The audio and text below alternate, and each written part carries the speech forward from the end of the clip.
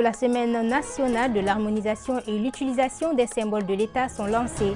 Un véritable cadre qui permet de répondre entre autres aux besoins de sauvegarder l'image, le crédit et l'autorité de l'État à travers sa marque dans les actes. Les détails à suivre.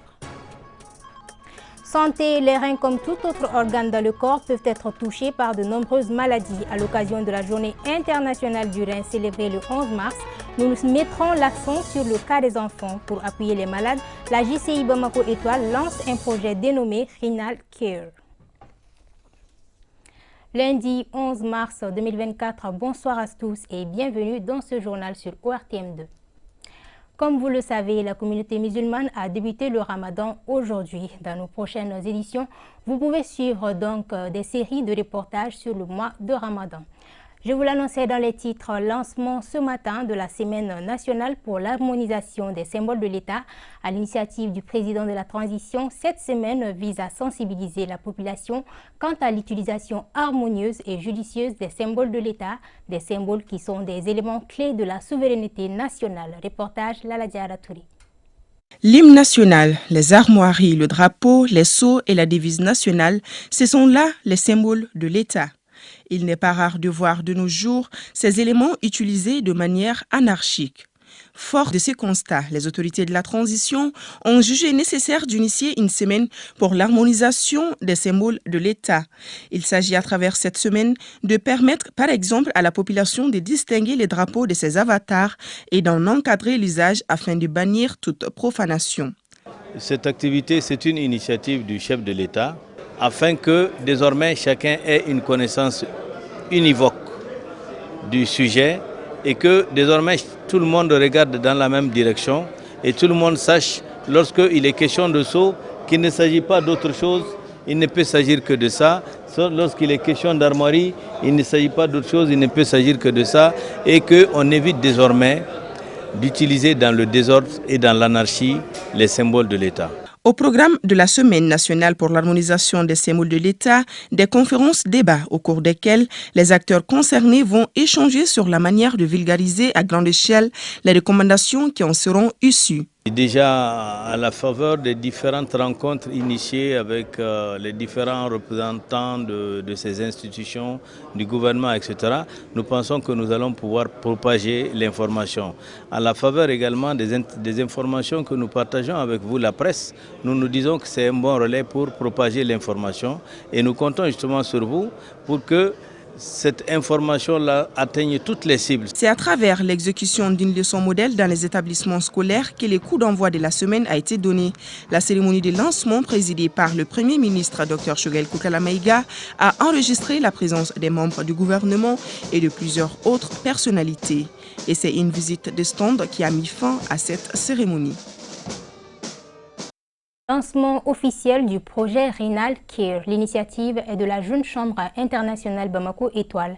La JCI Bamako Étoile vient par ce projet en appui aux malades. L'objectif est de sensibiliser et informer la population sur la maladie rénale et renforcer la santé mentale des malades. Pour rappel, ce projet s'inscrit dans le cadre de la Journée internationale du rein célébrée ce 11 mars. Aïssataba.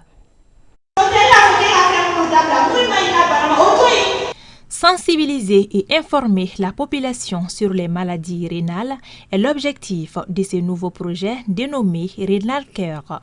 C'est un projet d'appui aux malades du rein. Il est une initiative de la Jeune Chambre internationale Bamako Étoile, une organisation œuvrant à lutter efficacement contre cette pathologie rénale. Nous faisons des sessions de dépistage, nous faisons des sessions de sensibilisation et cette année la particularité est que nous avons ajouté des sessions de formation pour les infirmiers et pour les écoles de santé et nous voulons aussi faire une très large diffusion de partage de campagnes digitales pour pouvoir informer les uns et les autres et nous allons initier aussi un projet qui va nous aider à accompagner les malades rénaux de manière mentale pour qu'ils puissent savoir que ce n'est pas une fin en soi. Si on est atteint d'insuffisance rénale, on peut bien vivre avec ça et continuer à vivre de manière heureuse. Cette rencontre d'échange entre dans le cadre de la célébration de la Journée internationale du rein, commémorée chaque 11 mars.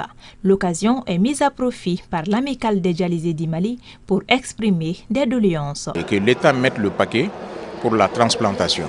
On a beaucoup fait pour la dialyse, maintenant il faut aller vers la transplantation. Conformément au thème de cette édition, l'insuffisance rénale, accessibilité aux soins et attitude du patient pour une vie encore plus meilleure, les partenaires et le ministère de la Santé et du Développement social réitèrent leur engagement pour minimiser l'insuffisance rénale. La preuve en est que la Fondation a même proposé, à travers le ministère de la Santé, qu'on crée une banque vraiment rénale, à l'image vraiment de la banque de sang, pour pouvoir faire vraiment l'implantation sur place, au regard des coûts que ça suscite vraiment, et tous les malades n'ont pas vraiment ce déplacement. L'insuffisance rénale fait partie des priorités du département. Donc toutes les actions qui concourent à lutter contre ces maladies sont les bienvenues. Donc nous travaillons à lutter contre cette maladie-là en particulier et toutes les autres maladies en général. Dans ces projets, l'Organisation des jeunes entend dépister 1000 personnes à travers le pays pour faire de la lutte contre la maladie rénale une réalité.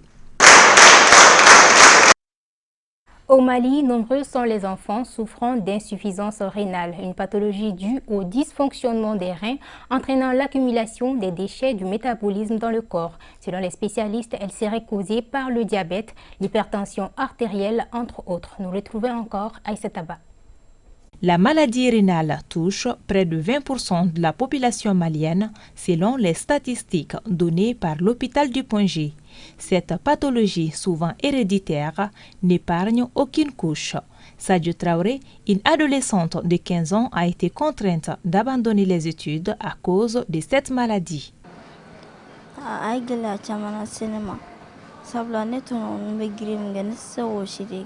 Cette maladie a réduit mes mouvements. Je passe mes temps assis à la maison. J'étais à l'école en classe de 7e année et depuis que j'ai contracté la maladie, j'ai arrêté les cours parce que je ne peux pas marcher longtemps. Au début de la maladie, mon corps avait pris du volume. Je ne pouvais pas uriner. Les médecins m'ont donc diagnostiqué une maladie rénale. Je souhaite seulement guérir.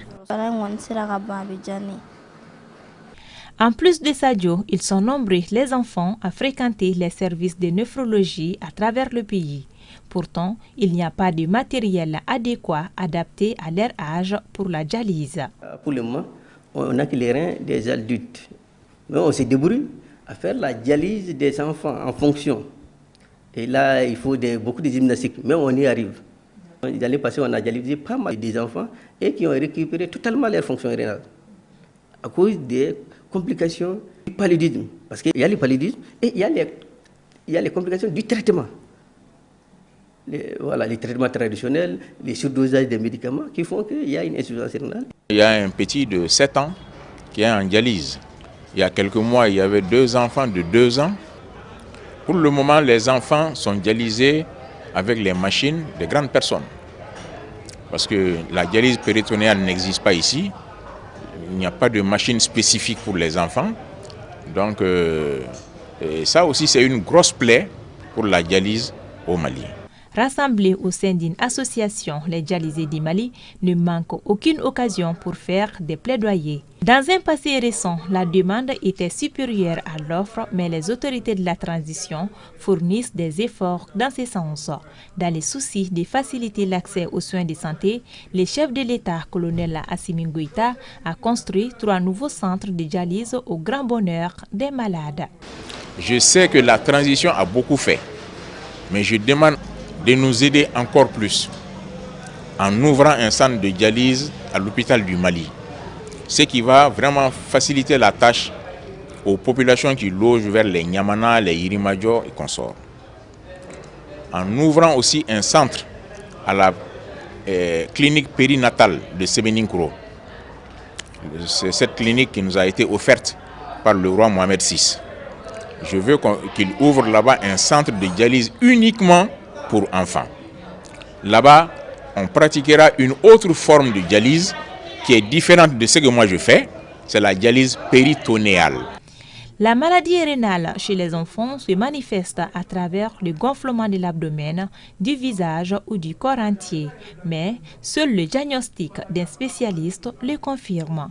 L'insuffisance rénale se situe à 2 niveaux, aiguë et chronique. CFA, c'est la valeur du don fait par l'association Les Amis de la Nature à la mairie du district de Bamako. Le lot d'équipement est composé de gants et masques de protection, de gel hydroalcoolique, entre autres. Cette donation vise à appuyer la mairie du district dans l'assainissement de la capitale. Reportage Aminata Amadoula. Participer à rendre son environnement propre, c'est l'objectif que s'est fixé l'association Les Amis de la Nature. À ce titre, elle mène des activités citoyennes. La dernière en date est la remise d'un lot d'équipements à la direction des services urbains de la voirie et de l'assainissement de Suva à travers la mairie du district. Le don que nous venons de faire vient à point nommé. Nous avons constaté l'accroissement des activités d'assainissement dans la ville de Bamako, d'où se donnent les 9500 masques lavables, 4000 masques jetables et beaucoup de boîtes.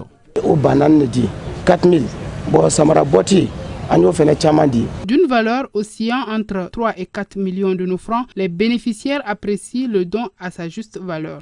Il a pris l'initiative et ce qu'il a donné, c'est justement ce dont on avait besoin.